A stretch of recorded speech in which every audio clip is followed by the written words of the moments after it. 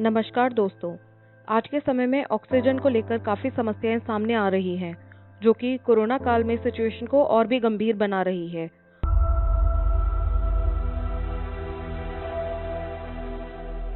हम लोग कहाँ जाएं, क्या करें?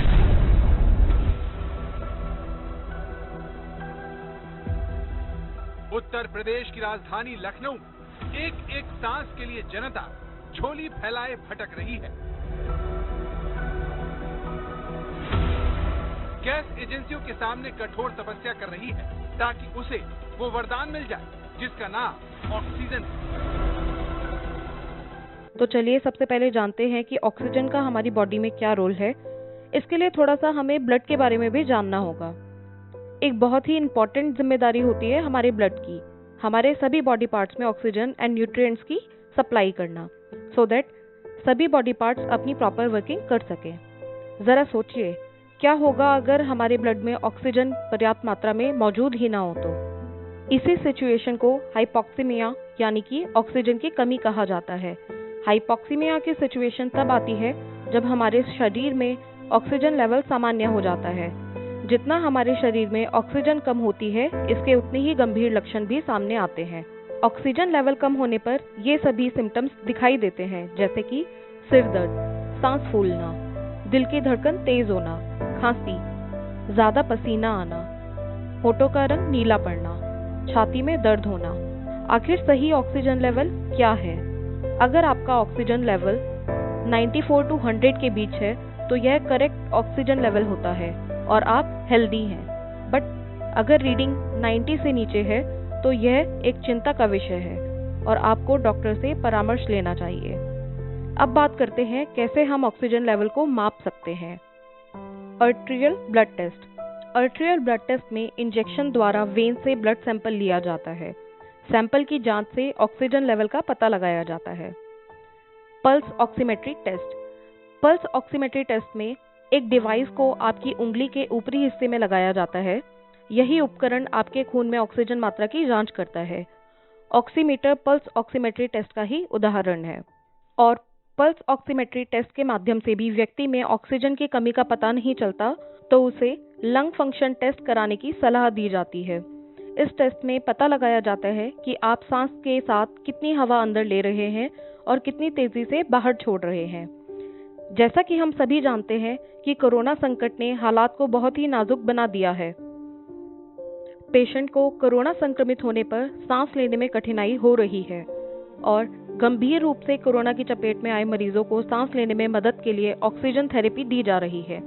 मरीजों की बढ़ती संख्या की वजह से अस्पतालों में भी ऑक्सीजन की भारी कमी देखी जा रही है। कई जगह नहीं, नोएडा तक हुआ, कोई हॉस्पिटल जगह कोई नहीं, कुछ नहीं है। किसकी तबीयत खराब है? पिताजी की तबीयत है।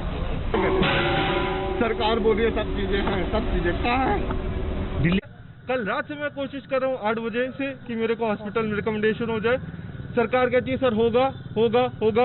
मेरे फादर की ऑक्सीजन लेवल 60 चली गई है। वो अस्थमा पेशेंट है, उनके बीपी है, उनके शुगर है, उनके सारी परेशानी है। उनका डी डाइमर भी बढ़ा है, उनके CPR भी बढ़ा हुआ है। मैं कल से कोशिश कर रहा हूँ, कुछ नहीं हुआ। हॉस्पिटल वाले कह रहे हैं कि जब तक आप ऑक्सीजन नहीं देंगे तब तक हम आपके मरीज का इलाज नहीं करेंगे। ये और हम लोग ऑक्सीजन कहाँ लेने जाए?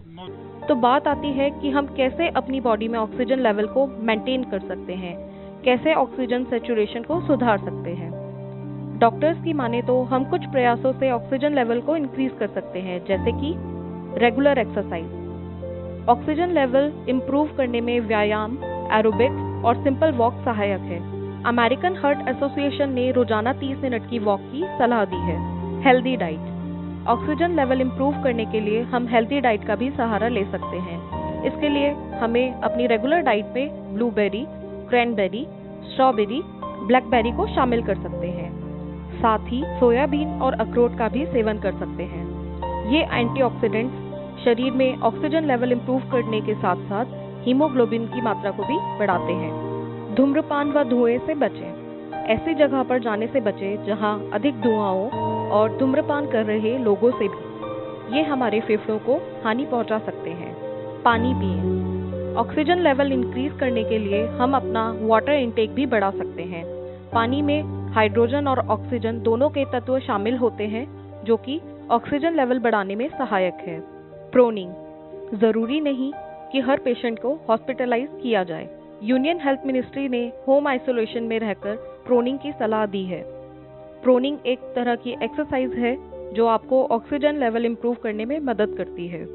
So I spoke with some experts and lung doctors to understand what is the best way to do proning at home. Well, I'm using a yoga mat over here, but you can do this on your bed mostly, especially if it's a patient already on the bed. You just need to roll him over. But before that, this is the prep you need to do. Now, proning at home generally involves 3 layers of cushions being put in. You'll see that the tallest pile is right here. But also notice how it's not in the center really, because the thing to remember is that the tallest pile of 2 cushions should not fall on your stomach, but actually be on your pelvic region. Let me show you how. So when you lie down,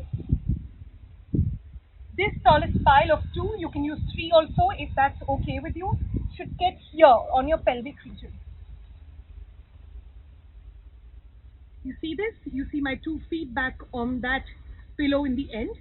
And then this smallest one, just to support your chin. Now if you'll notice, the thing to check and understand whether you're doing it right or no is put your hand underneath. And if your stomach still has space between the bed, that's when you're doing it correctly. So one way to do is like this. The other one, also called the swimming pose, can be done like this. The other hand just goes on the back and you can just lie on the side. Do this for about 30 minutes and then it's advisable to change to another position. The other position is basically to go on your side. That's when you can let go of the pillows and just lie on the side like this. You can do the exact same thing on the other side as well. And the 4th position is to actually be sitting in a position slightly reclined. So I'm just using the pillows right now for support. When you sit at home, it can be like this as well. So slightly declined at about 30 degrees or so. So try this at home, but remember it's very important to understand who needs proning and who does not. So do consult your doctor before you indulge in any of these exercises. ध्यान रखने के लिए कुछ खास बातें। खाना खाने के तुरंत बाद प्रोनिंग से बचें। प्रोनिंग करते हुए घाव व चोट लगने से बचें। प्रेशर एरिया और रिलीफ के लिए समय समय पर तकियों को एडजस्ट करें। गर्भावस्था व गंभीर कार्डिक स्थिति में प्रोनिंग से बचें। स्पाइनल से जुड़ी परेशानी व पेल्विक फ्रैक्चर में प्रोनिंग नुकसानदायक हो सकती है। प्रोनिंग ऑक्सीजन लेवल इंक्रीज करने के साथ साथ आपके मन को भी शांत करती है। स्वस्थ रहिए, सुरक्षित रहिए। रीसेंट अपडेट्स के लिए हमारे चैनल को लाइक, शेयर और सब्सक्राइब कीजिए।